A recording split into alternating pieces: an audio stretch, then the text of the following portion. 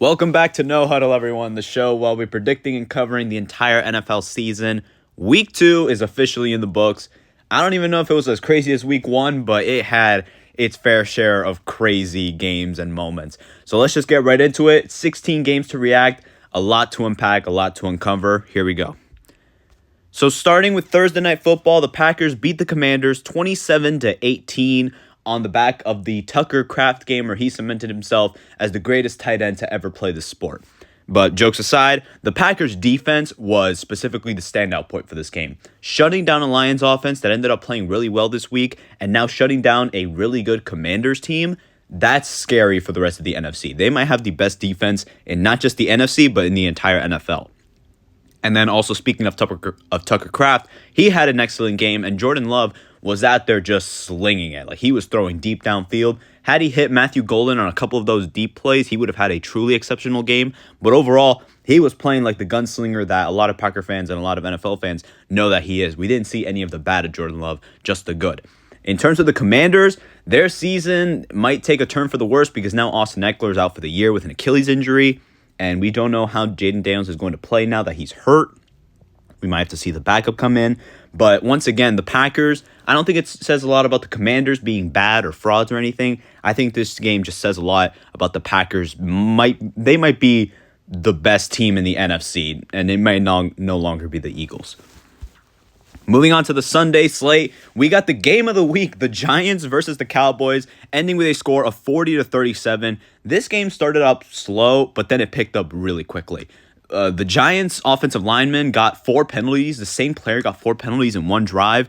So that was really weird to say. That was really weird to see. And the Giants were overall really undisciplined, as were a lot of teams this week. But Russell Wilson played like his prime self. He threw for over 450 yards in this game, his career high on the Giants of all teams. Malik Neighbors played like one of the best receivers, which he is. He might be in that tier 1 of NFL receivers. And Dak Prescott was going band for band with him, throwing touchdowns. I believe George Pickens got one. CeeDee Lamb was having a good game. The offenses were clicking. And in the end, I thought the Giants were going to squeak out this win when Russ hit Malik Neighbors on a bomb touchdown with 37 seconds. But Dak clutchly led the Cowboys to the 46-yard line, which set up Brandon Aubrey to make a 64-yard field goal, which was absolutely insane. Sent the game to overtime, which then Russ proceeded to make his one bad throw of the day, threw the pick, and the Cowboys ended up winning on the back of another Brandon Aubrey field goal. This was insane. Looks like the Giants, the duality of Russell Wilson might be a struggle for them to watch in the entire season. And the Cowboys, shout out to them for showing heart, because this was going to be a really, really daunting loss had they suffered at the hands of the Giants.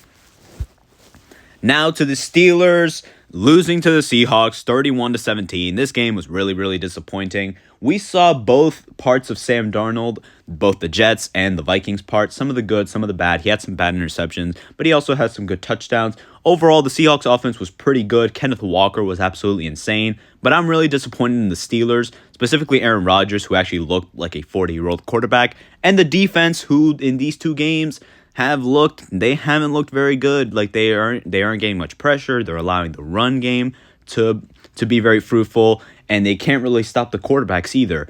And now, along with the boneheaded mistake that they did on the kickoff, not the greatest start for the Steelers defense and special teams. I think they'll pick it up as the season goes along, but shout out to the Seahawks and Sam Darnold for getting this key win to stay in the NFC West race. Speaking of the AFC West, we got the Rams beating the Titans 33-19. This is a game that kind of went through the motions. I think Cam Ward looked pretty good today. He didn't look as bad, or the receivers didn't look as bad as they did last week. He threw a really good touchdown pass, throwing across his body. That was an absolutely insane play. But overall, while it was kind of scary for a bit, the Rams just kind of took control at the end of the game and just kind of rode with it. Stafford played good. Devontae Adams was great. Puka Nacua had an insane touchdown run. And overall, there's just not a lot to cover. The Rams also got like 5 sacks on Cam Ward. Just typical Rams being a good team, dominating the Titans, who are a very inferior team. Speaking of inferior getting dominated, we have the Jets losing to the Bills 30-10. This game was never close. The Bills scored on what I believe was their opening drive, and Justin Fields just proceeded to fumble. He came back down to earth throwing for only like 27 yards after playing amazing in week 1. And now he's concussed, so now we might have to see 67-year-old Tyrod Taylor in the field. And Josh Allen, he also got hurt. He broke his nose or something, which means Mitch Trubisky had to step in and throw for like 32 yards. But overall, I think he'll be fine. The Bills were just overall just a very complete team. Josh didn't have to do much. He didn't have to play hero ball, as James Cook took most of the load, and the defense just stepped up, not allowing any points until garbage time. And once again, this was just another game that kind of went through the motions. It just shows that the Bills, over the past like 6 years, they're now the dominating team in the AFC East. And I think they'll just cruise to another division title, showing that no team in that division can match them up to this point. Speaking of the AFC East, we're really good with these transitions. We got the Patriots beating the Dolphins 33-27. This game was pretty crazy. I think Drake May was absolutely incredible. He looked like he took the leap that a lot of Patriots fans said that he was going to take. So I'll be proven wrong for this week so far. The Dolphins, luckily, they didn't look like my high school football team. They actually looked like a competent organization for once. Tua, we saw once again the duality of Tua. He played well at the beginning, but then once he was forced to play under pressure with a game-winning drive on the line, he threw some really bad interceptions. He was making some bad decisions. He missed a guy that was wide open. And overall, the Dolphins it looks like they're going to be cooked. Now they play the Bills on Thursday night. It looks like the Mike McDaniel tenure, it looks like it's going to be coming to an end. But overall, shout out to the Patriots, who also got a kick return touchdown. The Dolphins got a punt return touchdown that was immediately followed by a kick return touchdown. So that was really fun to see. But overall, shout out to the Patriots and no shout out to the Dolphins. We obviously know this game showed us that one team is definitely trending up while the other team is trending down. Now the Cat Bowl, really disappointing game this is for me. The Jaguars lost 27-31 to the Cincinnati Bengals. And while I did get my pick right, it was at the cost of Joe Burrow's toe. He suffered from turf toe and is now going to be out for 3 months. So that could be really big trouble for the Bengals. But hey, shout out to Jake Browning. We might see, like in 2023, he might step up and win some games. But overall, this game was really hectic. There was a ton of turnovers. Trevor Lawrence threw 2 really bad interceptions, and Jake Browning threw another 3 interceptions.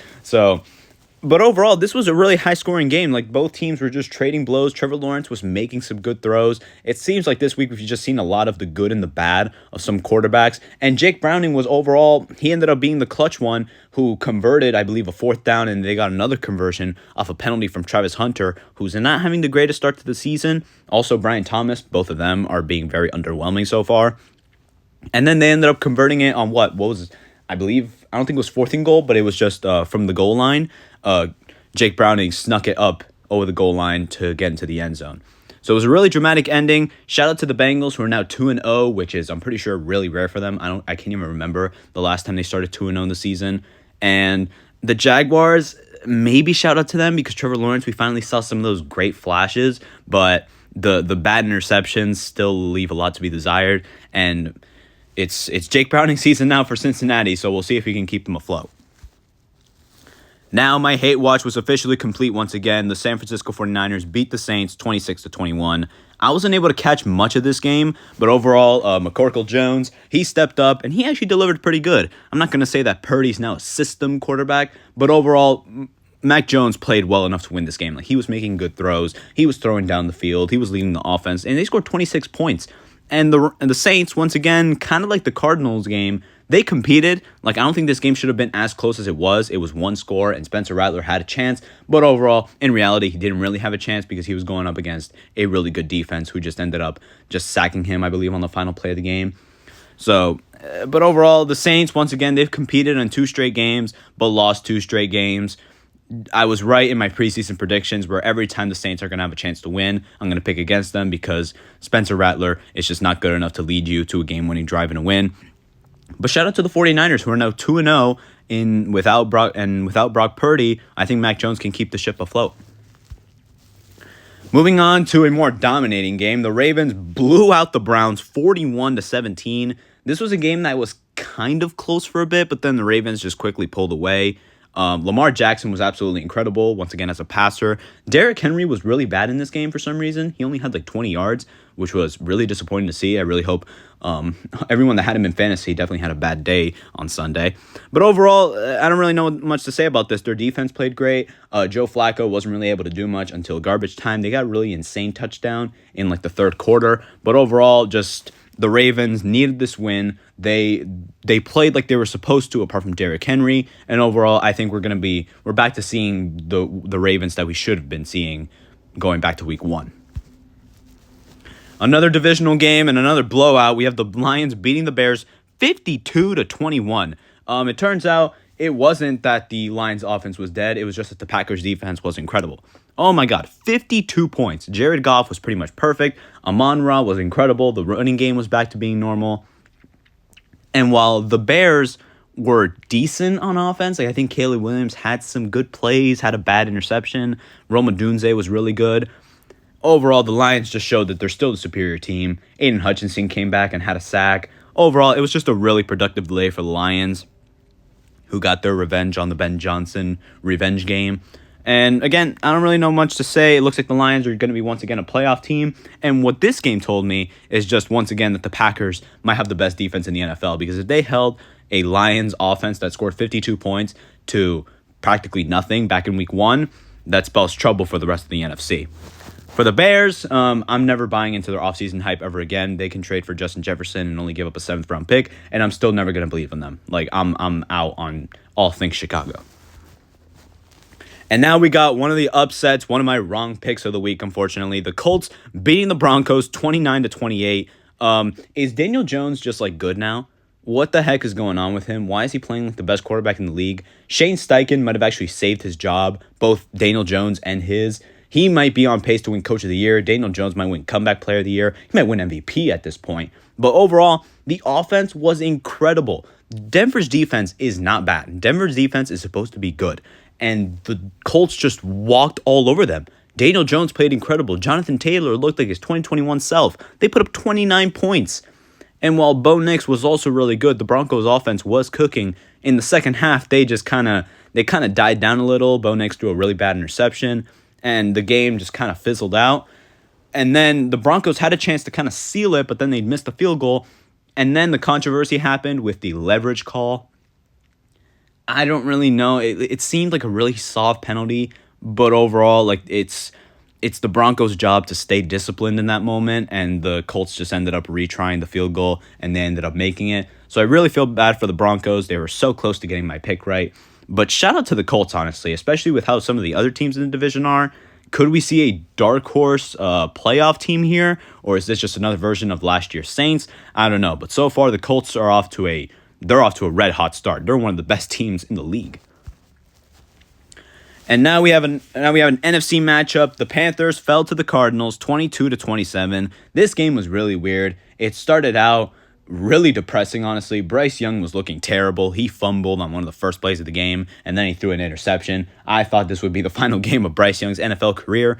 And while the Cardinals ended up building up a massive lead, I think it was like 27-9 at some point, the Panthers actually fought back. Bryce Young played way better to the rest of the game. He threw for 300 yards. I think he threw for 3 touchdowns. Overall, he had a productive game stat-wise, so I think he's bought himself at least another week. He's hanging on by a thread.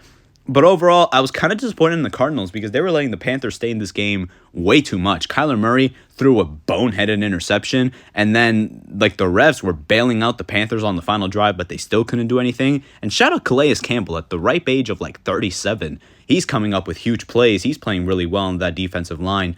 And the Cardinals now improved to 2-0, and the Panthers are now 0-2.